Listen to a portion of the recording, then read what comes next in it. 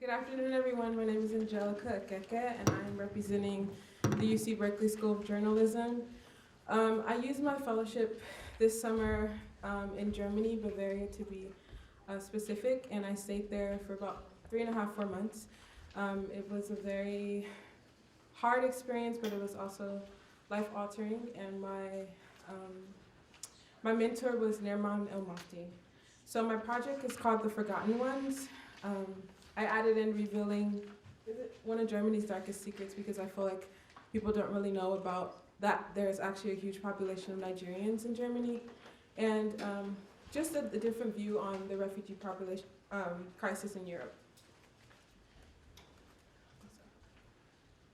So just in case you don't know where Bavaria is in the southern region of Germany, and some interesting facts about it is that it's the largest state in Germany. It's also the wealthiest state in Germany. It is the birthplace of the Nazi Party, and it also holds the first concentration camp model. And I had all of these in mind when I was doing my reporting. I learned about all of these facts in the middle of my reporting, and it also allowed me to really understand the land a bit better and understand the context of my reporting. The general population, here is the general population of Bavaria there. And this is the amount of asylum applications specifically in the state. And this is the amount of asylum applications from Nigerians. And this is their approval rate. So one of the things that I wanted to explore, because Nigerians were becoming one of the largest groups to seek asylum in Germany, is focus on this particular population that I felt like was being overlooked, and also look into why their asylum rates were so low. The project themes that I was keeping in mind, one of my missions with my work is to bridge art and journalism, and a lot of the things that I do is I call reframing. So basically kind of taking these stories that are often overlooked and reframing them in a way, using art, using beauty, to allow people to see it in a different way, and potentially, which I hope will bring about some type of empathy, and then from empathy comes change.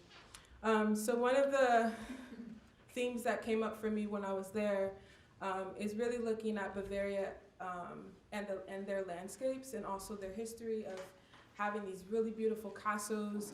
One of the main castles in Bavaria, that's actually where the Disney castles was modeled off of. And so you had these castles, and you had this like very kind of medieval, I guess I would call it, culture. So they have like traditional night shows. They have like one of the biggest medieval festivals there. And so when like the second month that I was reporting, I was kind of going over ideas with Nerman, and I thought of like, wow, like what if I based this project on fantasy versus reality? What were the refugees' fantasy of Europe, and what is their reality now? And also too, with Germany being one of the main countries that opened their doors up in 2015, what is the fantasy that Germany believes they are, and what are they actually doing to refugees now, right? And so sometimes I think with countries, we do something good for a while, and then we kind of like, everybody forgets about it, we give them awards, and then everything else is swept under the carpet. And so that was one of my things. And then also too with the refugees, there's a topic of isolation. A lot of the anchor centers, which is like the refugee camps there, were out in the countryside. And so Munich is the capital of Bavaria, but I had to travel pretty far to go to these camps. And one of the rules for them is that they can only go 40 kilometers away from their camp. And a lot of times 40 kilometers is just more land, right? And so, yeah, so out of place. And then also too, anchor centers and versus concentration camps. And I'll get a little bit more into that when I am a little further on. So this is Favor. She was one of my main subjects while reporting in Germany. And she's a 16-year-old Nigerian girl. And again, I think her photos particularly represent fantasy versus reality. So we went to a castle, and I took her portraits here. And her story was that she had left Nigeria when she was 13, and she had gone through Libya. Of course, Libya, a lot of Nigerians going through Libya also get caught up in the slave trade. And she was lucky enough to where she was actually protected. Oh, yes. Okay. I'm just go through the. I have not a lot of minutes, so I'm just go through the photos and then we'll watch the video at the end. This is Israel. Sorry, guys. The time flies. Dim the lights in the front. Yeah.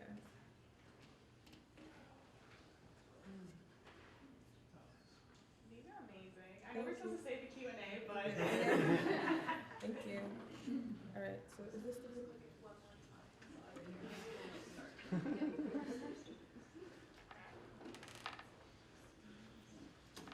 In the beginning, God created the heaven and the earth, and the earth was without form, and void, and darkness was upon the face of the deep, and the Spirit of God moved upon the face of the water, and God said, "Let there be light," and God divided the light from the darkness.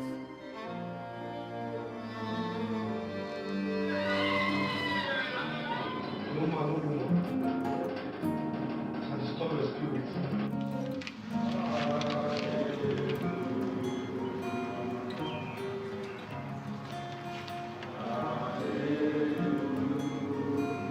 As I speak to you presently, we have a brother that died about 4 days ago. Presently, there is a legal start there.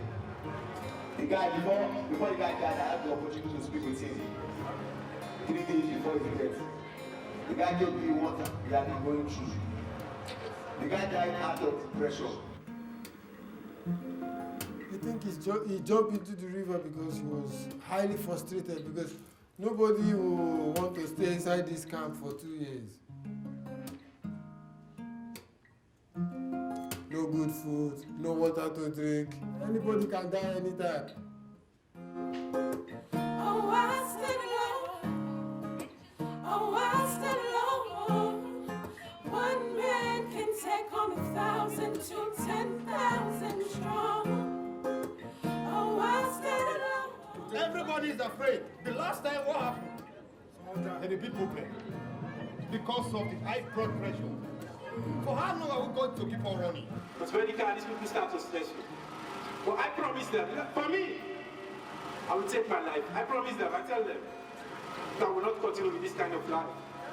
Because it's a civilized slavery. Long it ain't easy to show, I know the truth, not your fantasy.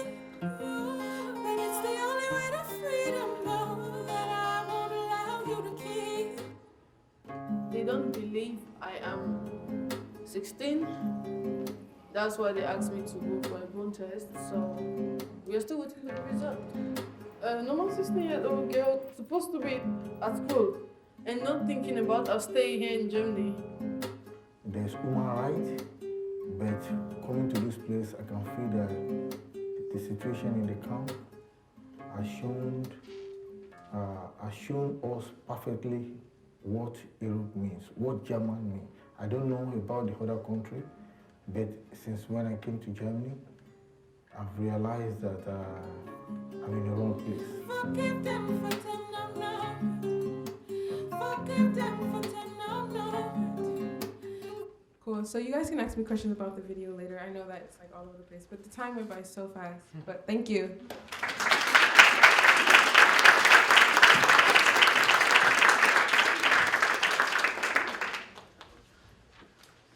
Okay, so you can just introduce yourself. I'm not going to introduce each of you, so just do it yourself. Should I just press the arrow? Okay. Hi everyone, my name is Micah Costello and I'm a graduate journalism student at Syracuse University. And as this year's student fellow, I went to the Philippines and visited informal settler communities, basically people who built their homes on land they don't legally own or even have the right to be on. And from there, I reported on how the Philippine government is pushing all these people out because of a project to clean up Manila Bay, which is considered one of the most polluted bodies of water in the country.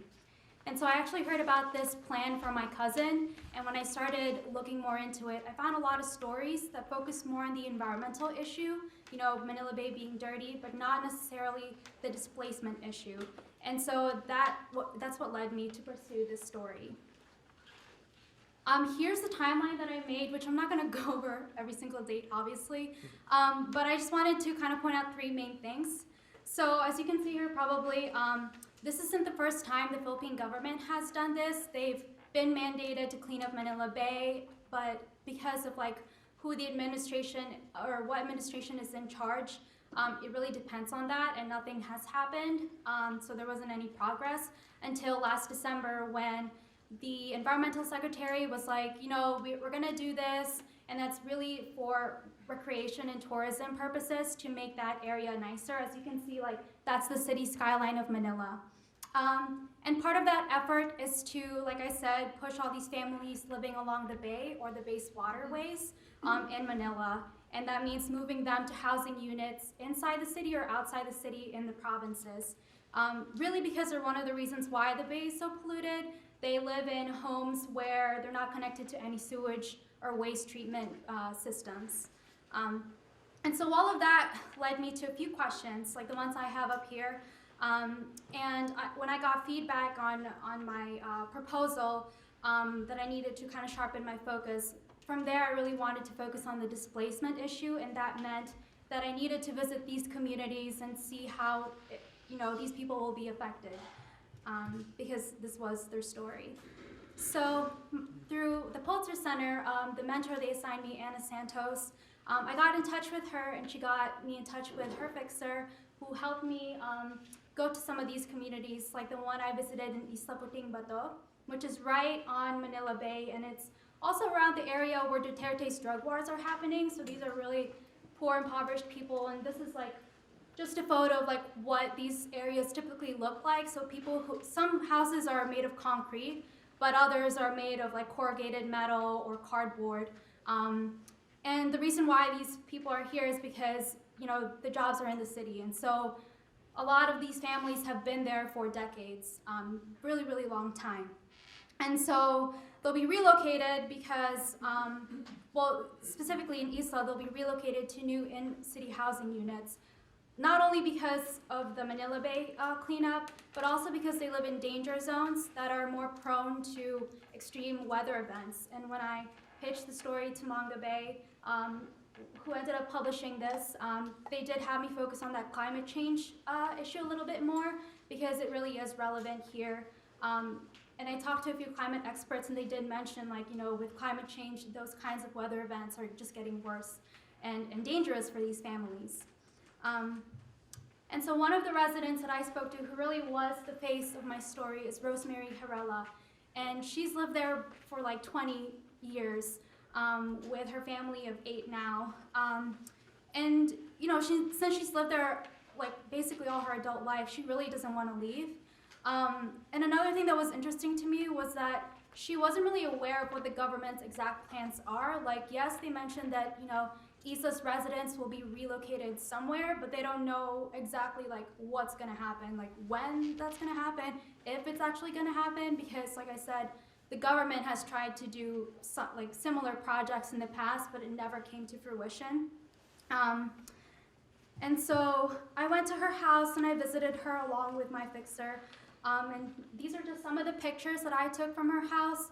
As you can see, like the bay is right there, and this is like their living room area. And then again, like they're not connected to any waste management system, so that's like their toilet, which is just a section from their living room. And here, I just want to point out, like, one of the challenges I had was actually interviewing in Tagalog, because I'm Filipina and I speak fluent Tagalog, but then in my brain, I think in English. I don't know, like, bilingual people probably think that way, but it was really hard because I would have all these questions in my head, especially follow-up questions, and then I had to quickly translate it, And I do speak fluently, but that was just an issue there. And these are just a couple more photos that I took of a few more people. And then I also visited relocation sites. So like I said, in-city and off-city. And these are some of the people that I met through there. Some people are fine with being relocated, but a lot of people in the provincial areas don't want to be there because they don't have access to jobs. It's too far from the city.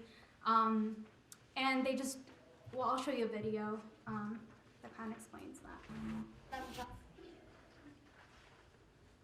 Kami na lang yung nagpintura at saka naglagay ko lang na. Yung lababo namin sa CR, may mga tiles na. Ano na lang yung kuryente, after 1 month, inanuhan kami ng kuryente.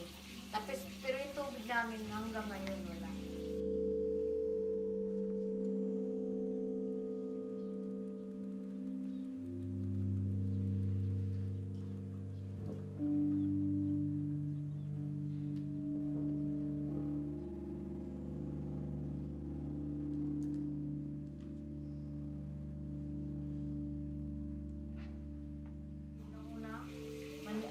Provincial rate 337. Oh, pero yung anak ko, Manila rate siya kasi doon siya kumuha ng requirements. 537 siya. Lumuluwas talaga sila para mag-anak buhay. Kasi ang hirap nga talaga namang tumira dito nang wala kang mapagkuhaan ng ano, wala ka lang. So that's just a short clip of that. But some of my other updates and takeaways, so the cleanup drives and the notice of violations in terms of the establishments, that's still going on, the relocation. But one major thing that's being debated right now are reclamation projects, basically land being built on top of the water for businesses or real estate. So a lot of advocacy groups are saying that the government is signing off on these reclamation projects, which would cause massive evictions, families living there. And so then it's not just the environmental piece, but also for businesses. And so, yeah, that's all I got. Thank you.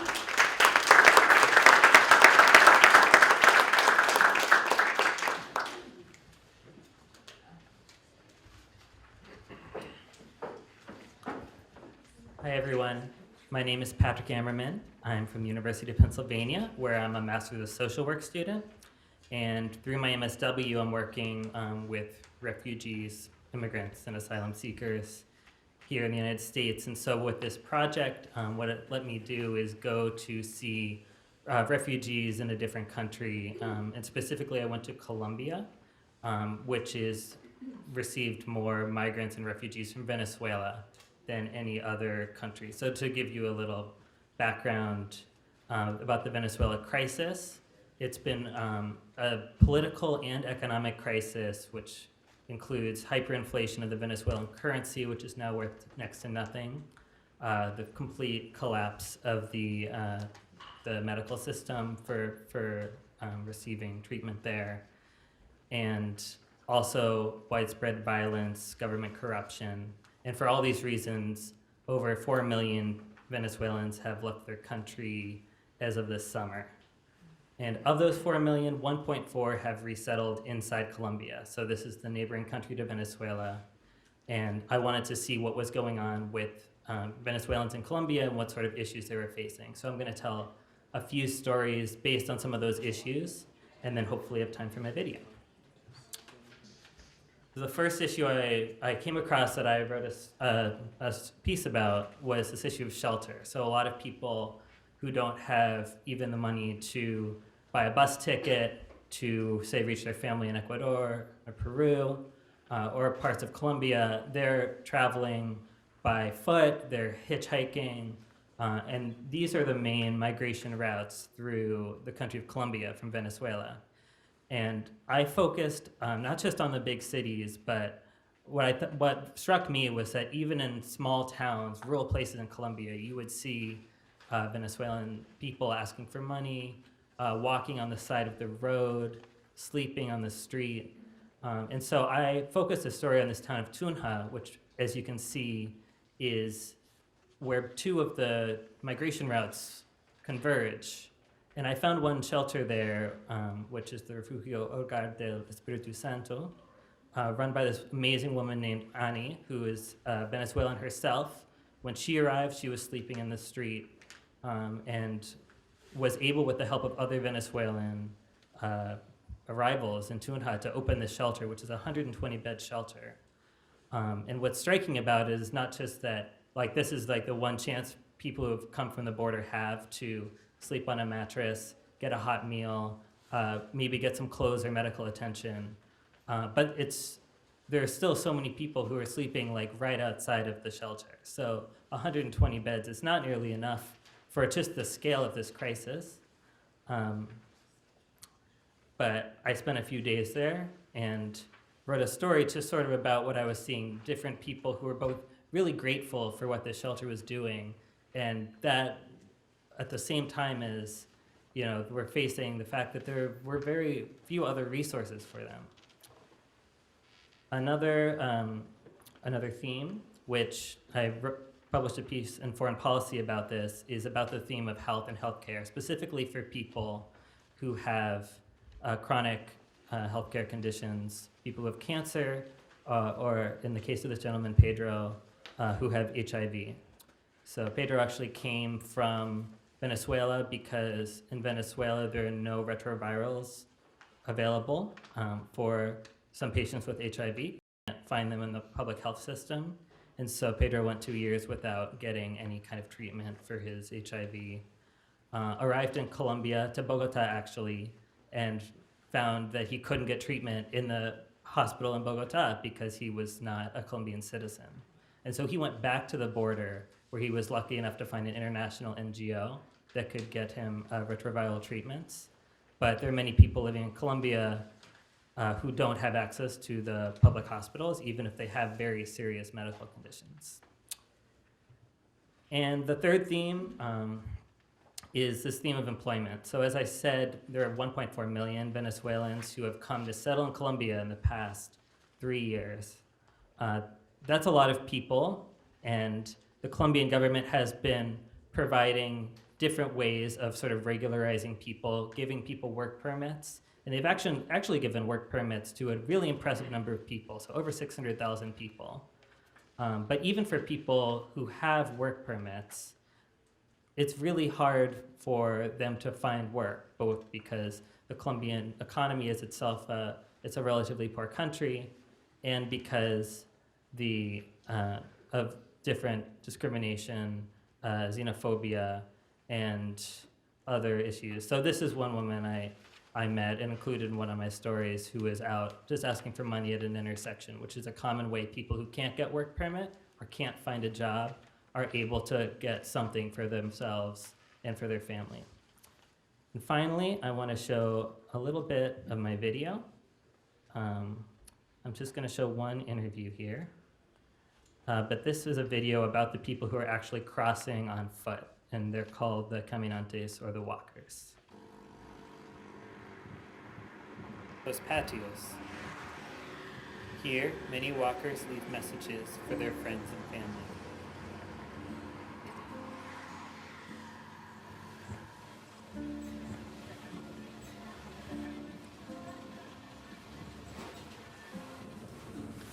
Este refugio se hizo desde que Venezuela llegó aquí a Colombia, más o menos como 4 años. Yo empecé a colaborar a los venezolanos cuando pasaban grupos de muchachos de 15, 20, 30 muchachos. Comenzó a pasar primero, fueron puros hombres, puros jóvenes y niños de 14 años. Entonces yo les pregunté qué hacían, que para dónde iban. Entonces dijeron que iban para Ecuador, para Perú, y no eran sino puro Ecuador y Perú. Entonces me dijo un muchacho que tenía mucha hambre. Entonces yo le dije, yo ya estaba en la casa cuando él me dijo, yo le dije, papá, yo tengo harina. Yo sí, nosotros sabemos cocinar. Pasan solas con sus bebés de 4, 5 niños. Hay familias que me llegan con 8 niños, demasiados niños. Hace ratico pasó un muchacho incapacitado que pasan en silla de ruedas, nos lleva el hermanito. Y está pasando mucha gente incapacitada, muchas personas adultas y demasiados niños. Ya se está viendo toda esa gente así. Acá cuando ellos llegan descalzos, como ustedes muy bien vieron, llegan mucho con los pies maltratados y con mucha hambre, demasiada hambre. Y ellos llegan, porque allá en Cúcuta en unas partes los roban, y llegan sin ropa, entonces toca colaborarles también con ropita, con comida y con medicina, porque acá me están llegando con diarrea, con mucha fiebre, dolor de muela y enfermitos de la gripe, por los cambios de clima. Okay, that was a lot of information, but I'm happy to take questions and talk with all of you later. Thank you. Would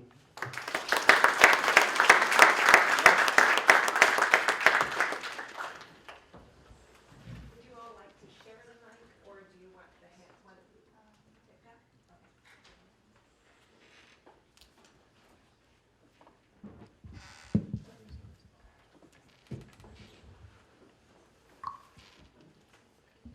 Hi everyone, my name is Saad Ejaz, And my name is Juyoung Choi. and we're both students from Northwestern University's Qatar campus. So this summer we had the opportunity to go to South Korea, and I'll give you a bit of background for those of you who might not know. I know it's a room full of journalists, but in 2015, the civil war broke out in Yemen. 3 million people since then have been displaced. Many of them have ended up in South Korea, and they entered South Korea through a visa-free exception that they had. But our story isn't really about the politics around the war or the politics in South Korea. What our story is about is the people who are being affected by it. So what we're trying to do with, or what we try to do with this story is really understand, why they were forced to leave Yemen, what they did before they came to Yemen, and what their lives were like, and what they're like now. So the very first person we interviewed is Hail Abdullah. So Hail used to be a pharmacist back in Yemen, and that's like one of the stereotypes that we want to break with this story, because a lot of people have the idea that these refugees, they're poor, they have nothing, they're like economic migrants, when many of them were very, very well off in their home countries. So Hail was given the option that many other refugees are, and that option was when the city he lived in was taken over by Houthi rebels. The option he was given was either fight with us or die. And Hail was not interested in fighting, so he chose to leave. And eventually, so he goes to from Sana'a to Aden, from Aden to Sudan, Sudan to Dubai, from Dubai to Malaysia, eventually ending up in South Korea. And now he lives in this small town on the outskirts of Seoul, where he works at a cosmetic factory. And one of the most heartbreaking things about this is how alone he is. There are no other Yemeni refugees where he is. There are no other Arabs where he is. He lives in this small apartment by himself. And he does it because his family's lives depend on it. Because if he loses this job, then they are practically homeless, because he uses the money he earns to pay for rent back home. And he's so desperate that he's at the stage where he puts up with blatant racism. Like, he told us about this one story where he was looking for a battery on his phone. He was looking for a battery on his phone, like he was looking for a new battery, and he's browsing the internet, and a coworker passes by and he's like, oh look, he's making a bomb. And it's like things like these that he puts up with every single day. Hello, so this is Mingyong Ha. She's a traditional Korean dancer. When the Yemeni refugee crisis was rising in Korea, she opened up her studio to provide shelter and food for Yemeni people who were sleeping on the street, who couldn't afford anything. So it started with 15 and it increased to like 100. So at least one Yemeni refugee in Jeju Island received like help from her. So, and she received an Arabic name from her Yemeni friends called Warda. It means the guardian and a rose. And she decided to open a restaurant that provides halal food. And halal food is basically a religious way to sacrifice animals so Muslims can eat it, which was the biggest challenge for these Yemeni people to survive on Jeju Island. So in the process of looking for a restaurant chef, she met Amin. So Amin at the time was working on a fishing boat. So Amin used to work as a chef in Malaysia before he came to Korea. So a lot of Mingyong's friends were recommending Amin to her, so they met and they instantly clicked, so they decided to work together.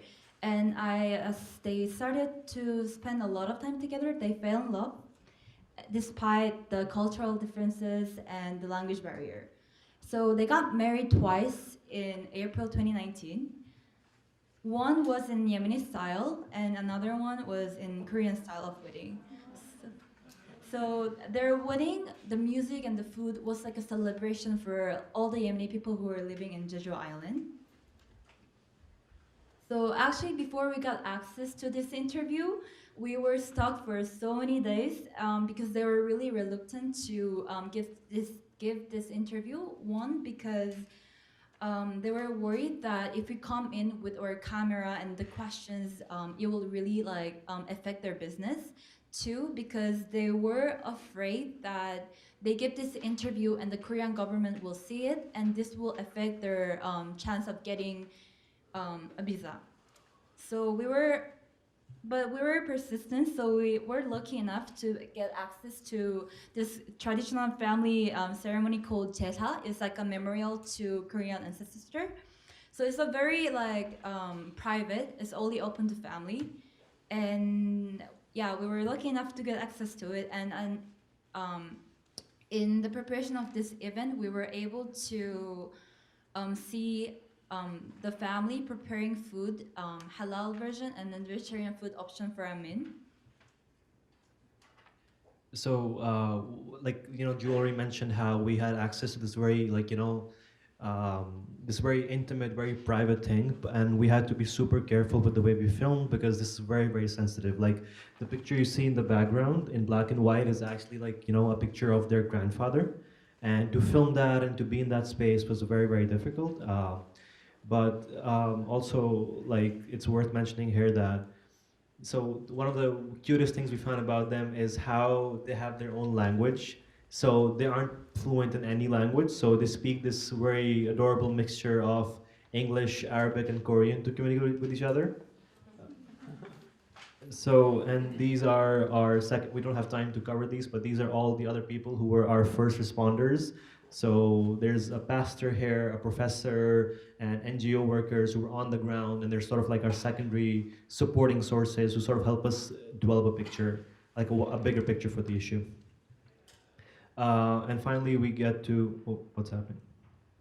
Finally we get to Muhammad Uro, and Uro also has a very interesting story in that he basically, so he used to work at the airport in Yemen, and he was well paid, he was very comfortable, but when the war starts and the airports no longer work, he's out of a job. So he decides to return to his ancestral village, and then things get very, very tough, and eventually he has to sell his own wife's jewelry, he sells everything he owns to make a life for himself abroad. And now he has his son Hamza there with him and his wife, and they're also expecting a baby girl in the coming, I think, like this month, next month. Yeah, very soon. But yeah, and in the end, what we found was all these people, the very common thing they have is that they're all looking for security. That no one really wants to be there, they're all there because they're forced to be there. Thank you.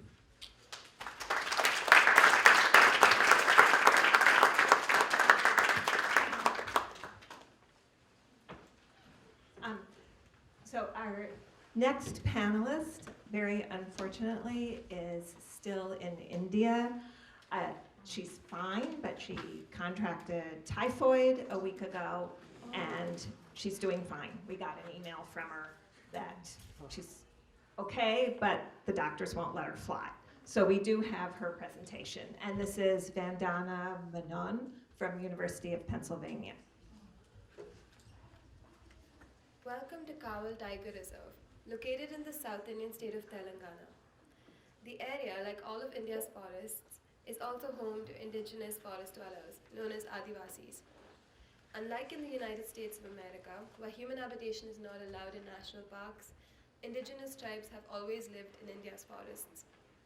The landmark Forest Rights Act, which gave Adivasis the right to live in their ancestral homes, is currently being pitted against efforts towards wildlife conservation in India's shrinking forests. Villages in the core zones of tiger reserves like Kawal are being displaced and relocated to government-allocated land outside the reserve in the name of tiger conservation. Tribes across India have reported harsh displacement methods and inadequate relocation efforts. The tribes that live in Kawal are the Naikpod and Rajgond tribes. They have lived in the area for centuries and are largely dependent on forest produce like bamboo to make a living. This is a household in Rampur village, in the core zone of Kawal Tiger Reserve. Members of the Naikpod tribe live in the area and are currently being readied for resettlement.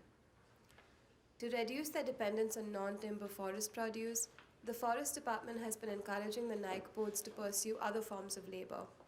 The reason, they say, is because indigenous use of forest produce is disrupting wildlife conservation practices. Center says they are happy to change their livelihoods because the Forest Department has promised them higher incomes. The NIC board say they do not have a problem with being resettled and look forward to moving into the government-built village they have been promised. Despite having lived in Rampur for centuries, the promise of a better life is stronger than their attachment to their ancestral homes. As part of their resettlement package, the Forest Department offers Adivasis two options. They can either opt for a financial package of rupees 10 lakhs, which is around $1,400, or choose to be resettled in a new village. Younger tribals choose to take the money and move to urban areas. Narsava says she wants her new house to be near a canal so she can have better access to water. She says she wants her new house to be better than her current house. This is Ibrahim Sharif, a Forest Department Reserve officer with the plans for the new village. The new land is just outside the reserve. This is the land on which the new village will stand. In other parts of India, resettlements have not been very successful. But the NIC board women are excited at the prospect of moving. They haven't yet seen the land that will be their new home. Though Santla Rajava, on the left, has only one question. Is it nice? This is a statue depicting humans chopping down Mother Nature. You can see it as you drive out of Kabul Tiger Reserve.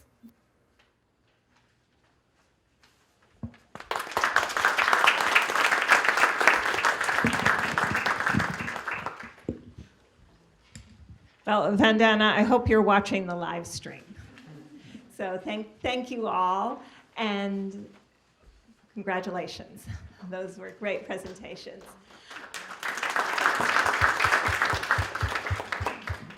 So we're going to start the Q&A now, and please go ahead and ask questions. You can also ask questions of each other if you'd like, and we'll take questions from the floor.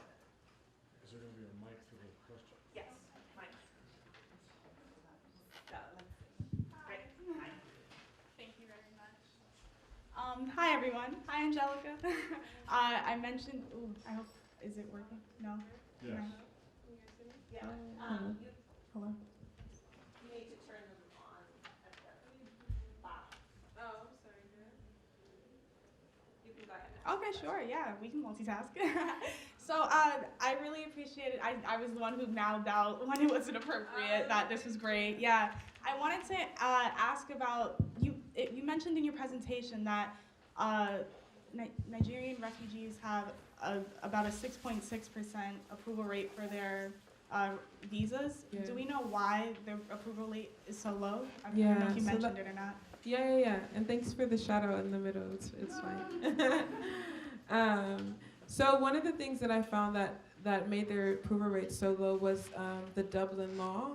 I don't know if you guys are super aware of the Dublin Law, but the Dublin Law says that whatever country that you first seek asylum in, that country is responsible for you. They're responsible for everything. And so a lot of the Nigerians that I work with obviously came from Nigeria, most of them through Libya, and then they hit Italy, and so Italy's responsible for them. But when they're in Italy, the refugee camps are actually, some of them say have been a lot worse than Germany in some ways, but then the largest, their largest impediment is that there's no work in Italy. And so a lot of them just kind of hang out, panhandling, and so they heard about Germany, right, from their friends of like, oh, Germany is the land that, that opened their doors, and, they have jobs here, and so everybody is kind of going there, but then they get stuck because now it's like they're shutting down, right? And there's this whole right wing that's, rising, and Bavaria is known to be super conservative, and so a lot of Nigerians happen to be placed there, and so and they call it the Free State of Bavaria. So a lot of their laws, it's like for that state, if that makes sense. So there's some refugees who live in Berlin that have a little bit easier time, but in Bavaria, it's really difficult. So I found that the Dublin Law happened to be a pattern for them, why they seem stuck. So, yeah. Yes. And could you please say your name? Oh, yeah. Do I have to stand? Yes, for the live Okay, stream. great. Hi, my name's Cami. My question is for Saad and Juyoung. You mentioned in one of your interviews that the interview subject was hesitant to speak to you, and you mentioned a bunch of the reasons why. And so my question is, how did you push through that, and how did you get your interview subjects to trust you? How did you establish that trust with everyone? So, as I mentioned in the presentation, they're really hesitant to be a part of our documentaries because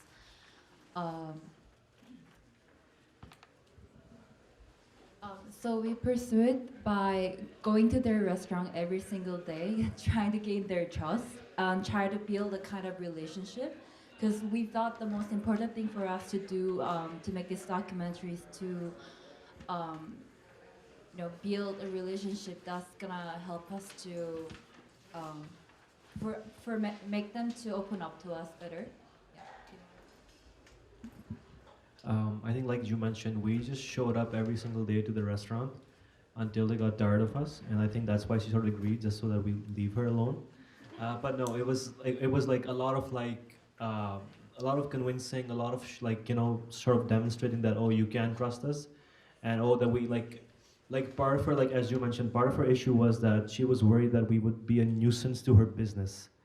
So this one thing I think really moved her, like even though it's a very small thing, but that really changed her attitude towards us, is that we were at the cafe again, being annoying, sitting in the corner, and these three guests come and they want a spot, but they can't sit because we're taking that room. So me and Ju we saw that without her even saying anything, we just moved to a different part of the restaurant so that those three guests could take our spot instead.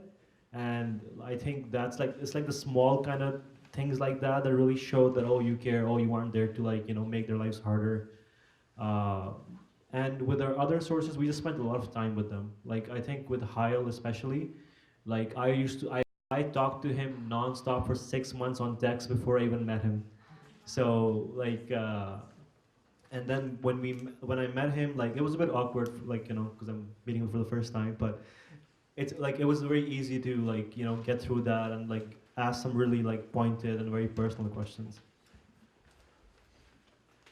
I think a lot of people probably shared this experience of having to show up at a restaurant every day for months or text many, many times. I know I've heard from many of you similar stories. Hi, I'm Catherine and I go to Davidson College. And Patrick, I was interested, you mentioned you're a master's in social work candidate. How did your training, if at all, in social work sort of complement doing interviews, and the type of, how did that factor into the interactions you had with people while you were reporting? Yeah, thanks for your question. I was thinking about that a lot and reflecting about that a lot, because it definitely, I would not have done this the same way before I started my MSW. So I think one way was just to adopt some of the things that MSW, the curriculum teaches you to do, we talk about using a strengths-based perspective. So asking people what are your strengths is a way of building self-efficacy. And so when I was talking, especially with people who were really vulnerable, I was trying to always ask about their strengths and what motivated them to keep going. And I tried to always end interviews with something like, what are you aiming for? What's your goal, or what are you gonna do next? Just to try to use some of those practices I learned in social work and journalism. And I also got to network with a lot of social workers while I was there. So I started by going to the NGOs and building a rapport based on us both being social workers and having worked with people who are marginalized and vulnerable. And I could sort of speak in that language. Yeah. Good, thank you. Great questions, everyone. Thanks. Let's see, who's next? Okay, Hani and then Dan. My name is Hani. I go to Davidson College. I had a question for Saad and Juyoung. How many Yemeni refugees are there in South Korea? I do not get the number exactly. And my second question is like for all of you guys, I find immigration to be very hard to report on because I feel like each of the stories is very individual, and you don't really want to summarize the entire crisis or whatever you're reporting on in one person. How do you overcome this? The idea of you don't want to also emphasize a stereotype that is being always, circulated in the media. So how do you overcome this this obstacle, I'd say? For your first question, so there are 542 that initially came to Jeju, out of which 2 were given refugee status, and the rest were given something called the humanitarian visa. So humanitarian visas and refugee status are different in the sense that as a refugee, you have actual rights. Like you're protected under the law, you can bring your family there, you can work in whatever job you want. But with a humanitarian visa, which most of them have, you can only do labor jobs. Your visa expires every year. For example, Hyle's visa is expiring next week, and he's going to hear this week whether he gets the visa or not. So out of the 542, I think 34 of them got deported within the first 6 months. And I think right now, most of them have their visas, except like 10 or 20 of them, but they haven't been deported yet. So that's sort of where the numbers are. Or I guess I can answer with the other question. That was one thing that I went to, or I thought about, and I'm always thinking about with my work of like, how do you cover a topic and make it, I guess, unique per se, right? Because immigration, the refugee crisis is a global thing that we are constantly talking about. And I think that when doing reporting in Bavaria, when I got the idea of this like whole fantasy versus reality thing, I got super excited because it's like, it was a fresh perspective to this issue. And it was like, I get to use art and use something different to grasp people's attention, because it's like, oh, refugees, like another, it's not for me or not as reporters who care about this thing, but I think sometimes, even with the news, we get desensitized to certain things, and so it's always about how we can grab attention, to kind of like put people's eyes on this issue in a fresh way where they kind of feel like it's literally the same thing, but we're just kind of using our magic to be like, but no, it's different this time, or like, no, this is this perspective. So yeah, I guess to answer your question, that's what I kind of try to do. Anyone else?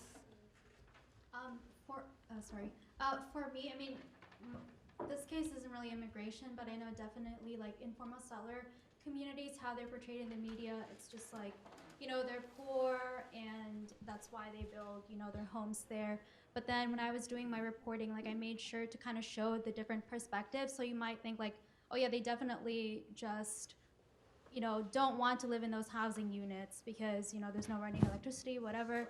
But some people are actually satisfied and like want to live there, whereas other people sell their units and go back to where they were living before. And then just showing like the myriad of like the different jobs that they do, for instance, or how they've decorated their homes and how they view their lives, I think was important to showcase.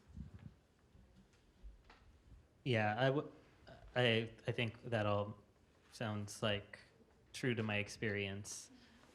The other thing I'll add is I was always trying to be aware of like who I thought my audience would think, which would be like someone in the United States who's like an English speaker. And so sometimes I would, hear about or think about different topics that might be like really hot topics for the immigration issues in Colombia. But then when I thought about like what would it mean for someone living in Philadelphia to hear about that, I decided like it wasn't the best use of my time to pursue that story, while like centering my pieces more around global human rights and like actionable items felt more useful. Yeah, and I think for our piece, what we try to do, we try to finding this balance between, there's this big issue, which is that, you might lose your visa and your entire life falls apart. How do you deal with that? But at the same time, a lot of our reporting also focus on, who are you? Because what the news usually does is, it's like, 500 refugees, single man, Yemeni. It's very surface level, right? But to get people to care about them, you have to be like, okay, this is his name. He has 4 kids. Their names are like Morsi, Muhammad, Salman. Nayal, this is what they look like. This is like, like these kind of the anecdotes they have, the stories they have. Like we spent a lot of time focusing on that with our and that's why I think we took so long to find our sources, and we took so long. Like before we interviewed them, we spent so long with them before we opened up our cameras and our recorders to so that they felt comfortable enough sharing very intimate details of their lives. Great. Okay, I think Dan, I promised you. My name's Dan Schwartz. I am wrapping up a master's program at Missouri University. Angelica, I thought it was really interesting that you were focused on blending fantasy with reality. That's something that I am trying to do with my story, and I'll talk a little bit about that in my presentation. But I was wondering if you could talk a little bit about the challenges you had with that, because it's an interesting thing to do in journalism, because you work with facts and fantasy is fiction. And I was wondering if you could talk a little bit about the threshold between the two and how you approach that. Well, I'm looking forward to seeing your project. I feel like we have the same mindset, which is cool. So for me, I just kind of thought about, for me, I think in visuals, right? And so I get super excited because I'm like, oh, it's gonna be like this, and but so when I was in Germany, it was like, how can I use what's already there to kind of tell their story? So for instance, for the girl, it was, we had visited a castle, right? So I went with her to a castle, and I spoke to her about what she expected Europe to be. And so in that, we were she's like, I thought it was gonna be I had the castle idea in my head, but I try not to push my ideas on the subjects, right? So I asked them, and one of the things that she mentioned is that she thought Europe would be like Barbie, right? And so you ask her, well, what is there? There's big houses, there's this and this and that. And so we went on a trip to a castle, and I got portraits of her there. And then as far as, I think her photos really captured the whole fantasy versus reality thing very well. And I think I particularly did that with her because of her age, right? When you think about, being 16 and young, it's she thought that Europe would be the safe haven for her, when it's not really, her life is lived within 5 stops. She can only go 5 stops in Germany. They give her a card. It's you can't go past this, right? And so I think for me, I kind of work with visuals to kind of make sure that we kind of get that idea. And I think with hers, I tried to hone it in because I think it hits home because she is a kid, And so I think for her was the story that I kind of centered everybody around her, if that makes sense. So yeah. And then to just clarify too, I think also too, I know the video had so much component to it, but the screaming and the death part, that's another fantasy versus reality, right? And so it's you thought that you were coming to Europe to save your life, but you're actually killing yourself. So that was a suicide that happened when I was there. And so that's another fantasy versus reality, where you can kind of use these things to kind of tell stories in that way. So yeah. Thanks. Melissa? So I'm Melissa. This is Cheshire from Syracuse University. So this is for Micah, but for all of the panelists. I'm curious, based on all your time and research and reporting in country, if you came across other stories that you hope to tell or want to tell. And Melissa is a journalism professor at Syracuse. Correct. So for me, I know I showed those photos earlier, but something that I wanted to tell, so while I was actually there visiting these different communities, I also met people, living under bridges, who have built their homes under bridges, and another where a family lived on rafts right on Manila Bay itself, and I wasn't able to go there because the fishermen who could take us there, they refused to because of the water was it wasn't safe. But if I had more time, I would definitely go back and include their stories, because one thing, the people living under the bridge, they don't know what's happening with them too, and with how the process works is you get a tagging notice, and it goes through a whole process of things where you need to submit requirements, because you do have to apply for these housing units, but then it's where do you even get all those documents? And you're literally like, you know, it's not a real home, you know, it's not a stable home. And it's people who, you know, if they were living over the bridge, like have built their homes there, if those get torn down, they go under and then they go over, depending on the administration in power. And so I wish like I was able to include that in my story, and also, like I mentioned, the people living on the rafts. I think their stories were a little bit different because it wasn't like a larger community like the ones that I actually visited and went to, and then where they're gonna end up is even more like up in the air.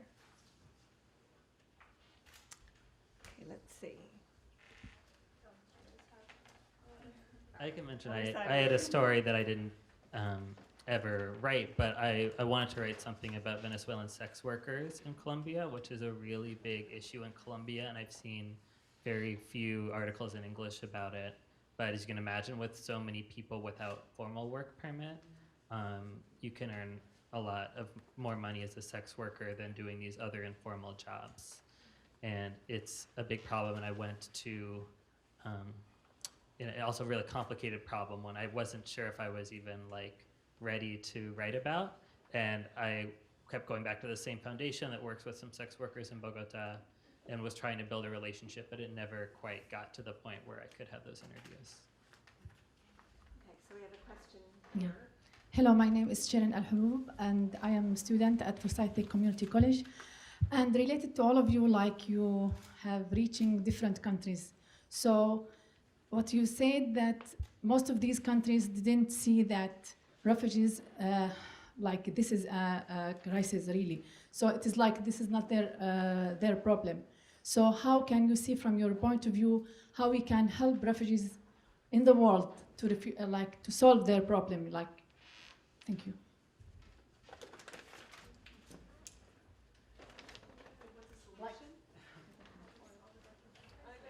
Yes. Well, I mean, one thing is that there are federal policies, many of which just got released. And since I'm like working in refugee resettlement now, I've been paying it more attention than I used to.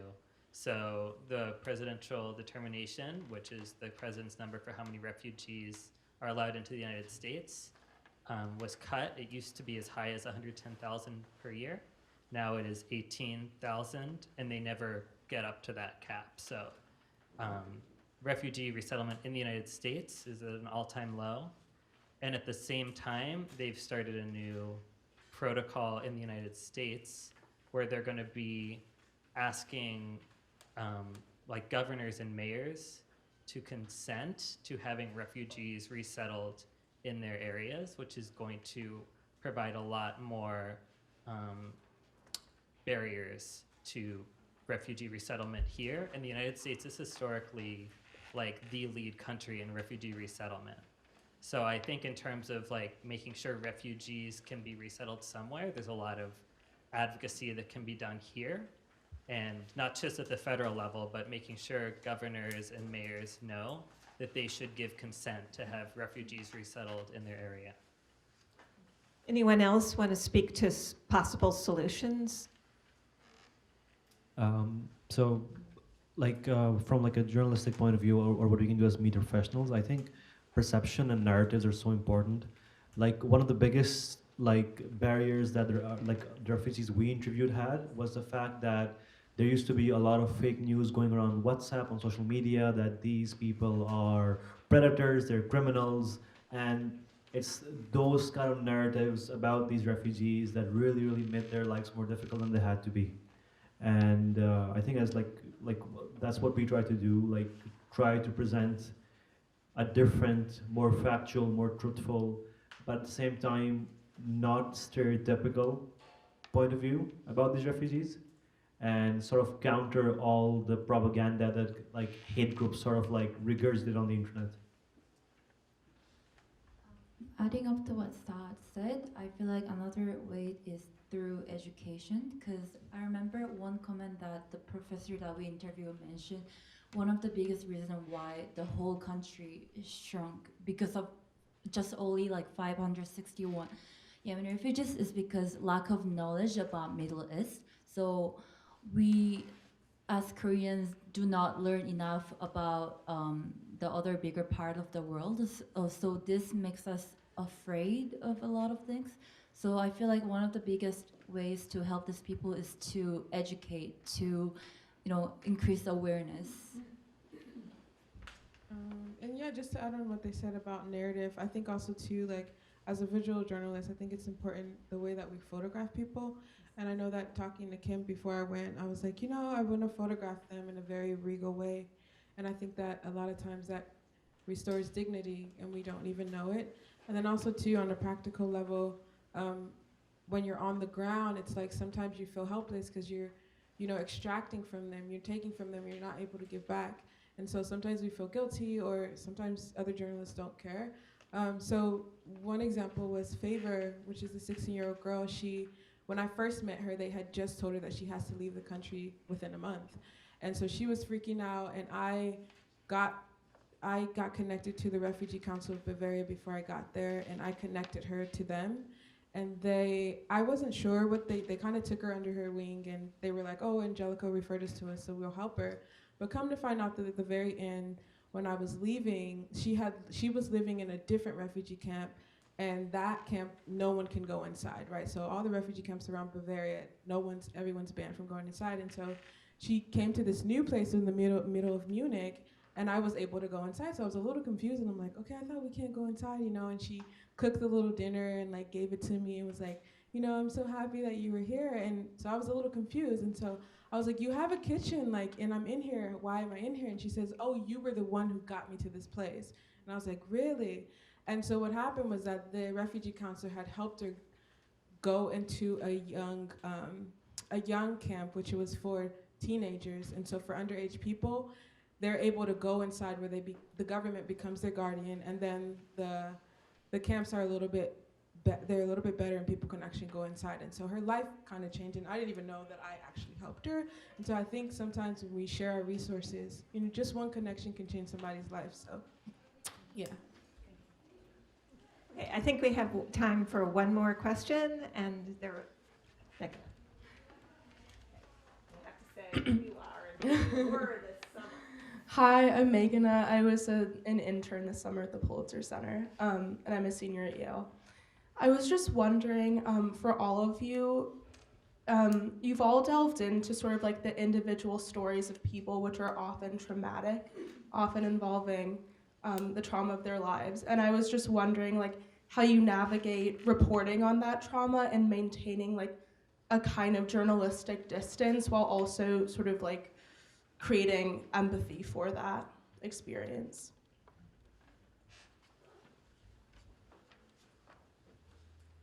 Is that for everyone? Yeah.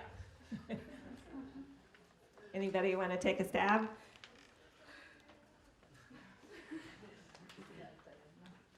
It's a really good question.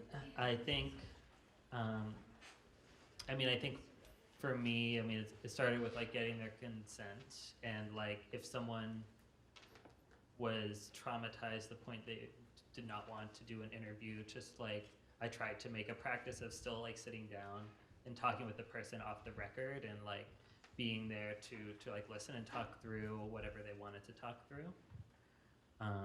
And then in terms of maintaining that distance and still being empathetic, yeah, I think it's really hard. This was my first time really using film, and it was really hard for me to cut out the oh, I'm sorry. All of that little verbal confirmation, verbal empathy, I had to cut it out because that was not leaving me very good film. So that was a little bit of distance, but still making sure I was showing in other ways that I was paying attention. Something I learned. Anybody else? I think it's really hard, to be honest. I think it's difficult because, like I said, we're really taking from them. And so I think for me, I genuinely still struggle with the distance thing, not with the empathy thing, because I think that empowers me to do what I do. But I think the distance thing is hard because you're there with them for a long time, right? And, there's instances where they'll be hungry and you're like, should I buy them food? Should I not buy them food? And so I think sometimes you kind of have to do it based on how much responsibility that you're taking on. You know what I mean? Of like, okay, well, I am taking your time. If we go out to lunch, like maybe I'll pay this time and not next time, you know, or something like small where you're not really necessarily paying them for their story, but you're also showing them that I care about you and I care about your time. So I think it's it's based on each, I guess, incidents. I don't know. I feel like I don't have a clear question for it, but it's kind of like, I don't know. I feel like I still struggle with it because I have a very familial like feel. I'm just like, oh, you know. And sometimes that's how we get close to people and get into their stories. And so it's kind of like, when you try to do that, it's like they feel it too, right? And so it's a struggle. I think it's a struggle that every journalist goes through. Well, it's also interesting to think about whether photographers approach this differently from print reporters or from documentary filmmakers. Did you want to add something? Oh, I agree with you too. Like, it's very hard. I think just to add on, I think just being clear about why you're there. I know, like, when I was interviewing different people, they were very wary of talking about certain things because, you know, the media there in the Philippines might have turned it into something else or have just gone and then left. And so just being clear and being honest about, you know, not tricking people and not like hiding your recorder or something even though they said no. So just like little, important things like that, I think really helps with getting their trust. And from my experience, I found that just being clear from the get-go, you know, like I would like to see and visit you, you know, this many times or whatever. And so they know what to expect. From then on, like I felt like the people that I spoke to opened up to me more because they know what my intentions were and they know that they were, you know, good. So thank you all for your presentations and also fabulous questions.